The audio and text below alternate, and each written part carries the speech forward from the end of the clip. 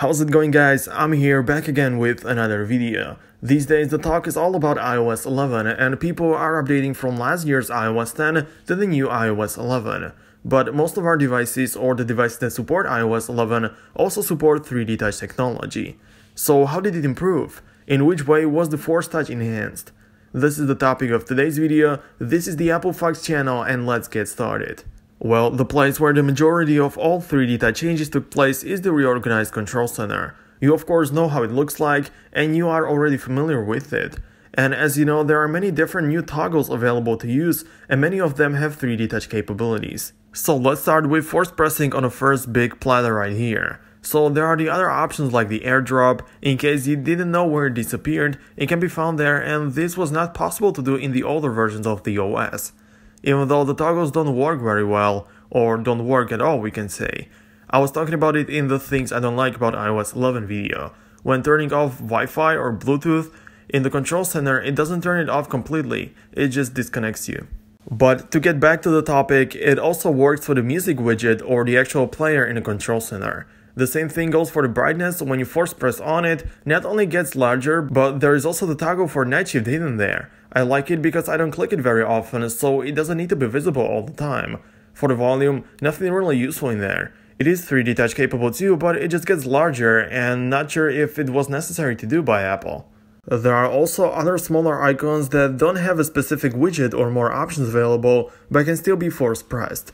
For example, the Do Not Disturb or Rotation Lock. When you 3D touch one of those, it only turns on, just like when you would normally tap it. Doesn't matter how hard you press it, it always does the same thing. And there is also the screen mirroring toggle, which even though has a widget, it can still be clicked to open it up. But of course, force pressing has the very same effect. That is because the widget can't do anything else than just open the widget. Many other toggles feature the 3D Touch activated options, like screen recording for example. Apple TV has a nice big platter and pretty much every other toggle has something else to offer. So that was the control center. As you can see, there is a lot, but the best part about it is that it works on the non-3D Touch compatible devices as well. So if you have an iPhone 6, SE or maybe iPhone 5s, you have the same control center with all of the features and functions that I've just presented to you. But instead of force pressing, you just press longer and the widget or the options appear. Even if you don't want to upgrade to a newer model, you can still enjoy the full control center. Now let's take a look at something that isn't really good, but it has to do with the 3D Touch. So maybe you know that in iOS 10 and iOS 9 as well, there was the option to open a Multitasking Panel using a 3D Touch gesture. So force pressing on the left side of the display would do it. But in the iOS 11, it's been removed for no apparent reason. But it is coming back. Craig Federighi said it some time ago and that it's coming back in a future iOS 11.x update. I just made a video about it before this one, so check it out if you're interested. It's in the description.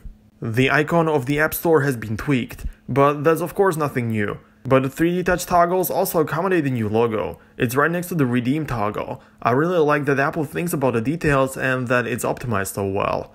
The calculator has also a different icon. In fact, it's completely redesigned, but the 3D Touch is still the same. But obviously there are many toggles that could possibly be added.